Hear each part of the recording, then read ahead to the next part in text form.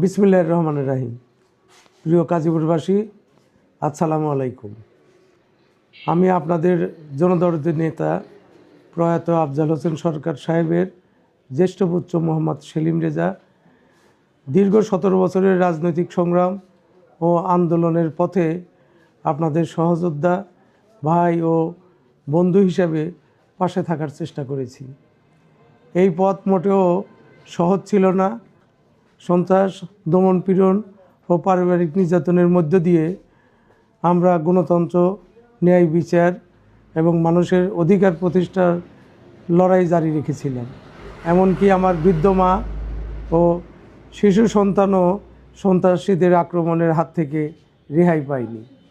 তবুও অন্যায়ের সাথে আমি কখনো আপোস করিনি এবং নীতি থেকে আমি কখনো বিচ্যুতি হইনি। আগামীকাল একটি ঐতিহাসিক দিন। 3,85,024 জন ভোটারের প্রত্যেকটি ব্যালট এই গণতান্ত্রিক যাত্রার অত্যন্ত গুরুত্বপূর্ণ। স্বাধীনতার 54 বছরের পর নতুন ইতিহাস রচনার দ্বারপ্রান্তে কাজীপুরবাসী। আপনাদের প্রত্যেকের স্বতঃস্ফূর্ত অংশগ্রহণ নির্ধারণ করবে আগামীতে কাজীপুরের ভবিষ্যৎ কেমন হবে। এই মুহূর্তে আমার দলীয় নেতাকর্মীদের প্রতি আহ্বান জানাচ্ছি, কোনো প্রকার অতি উৎসাহ বা অসংযত আচরণ যেন সুষ্ঠু নির্বাচনের পরিবেশকে ব্যাহত না করে। শৃঙ্খলা, ধৈর্য, সংযম বজায় রাখুন।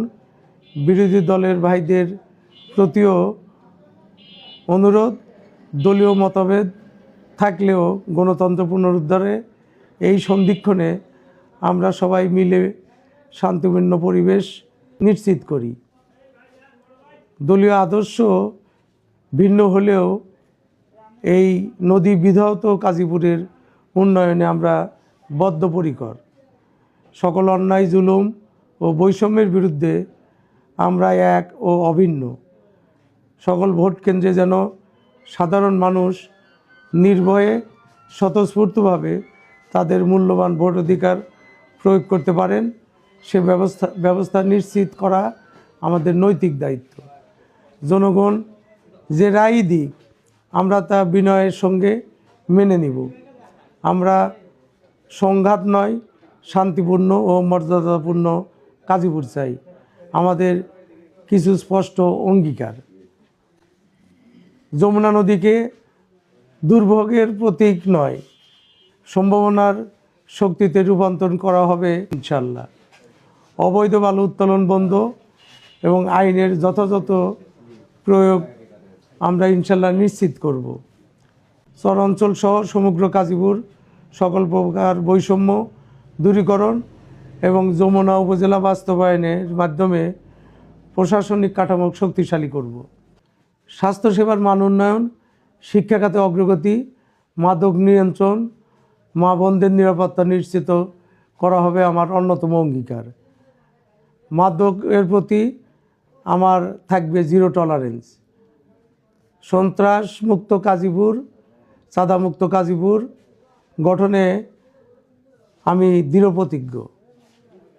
চীনের হোয়াংহো নদী একসময় ছিল দুর্ভোগের প্রতীক। পরিকল্পিত ব্যবস্থায় সেটি আশীর্বাদে পরিণত হয়েছে। তেমনি সঠিক পরিকল্পনা ও বাস্তবায়নের মাধ্যমে যমুনা তীরবর্তী কাজীপুরকে আমরা সমৃদ্ধির পথে এগিয়ে নিয়ে যাব ইনশাল্লাহ। গণতন্ত্রের যাত্রাপথে এক অনুপ্রেরণার আলোকবর্তিকা। আমাদের মা দেশনেত্রী বেগম খালেদা জিয়ার ভাষায় বলতে চাই, এই কাজীপুরের বাইরে আমার কোনো ঠিকানা নেই। এই যমুনার মাটি মানুষই আমার সব কিছু, যা দীর্ঘ 17 বছরে আপনারা খুব কাছ থেকে আমাকে দেখেছেন। তাই আমি এবং আমার দল বিশ্বাস করি, আমার আগে আমরা, আমাদের আগে দেশ, ক্ষমতার আগে জনতা, সবার আগে বাংলাদেশ। মনে রাখবেন, দলীয় পরিচয়ের ঊর্ধ্বে আমাদের দায়বদ্ধতা। কাজীপুর, সিরাজগঞ্জ তথা গোটা বাংলাদেশের মানুষের প্রতি। মনে রাখবেন, ঐক্য, শৃঙ্খলা ও সংযমী আমাদের শক্তি। ঐক্যের কোনো বিকল্প নাই। আমরা শহীদ প্রেসিডেন্ট জিয়াউর রহমানের আদর্শে বিশ্বাসী। আমরা ধানের শীষের অতন্ত্র প্রহরী। আগামীকাল এই কাজীপুরবাসীর আমানত পাহারায় থাকবেন।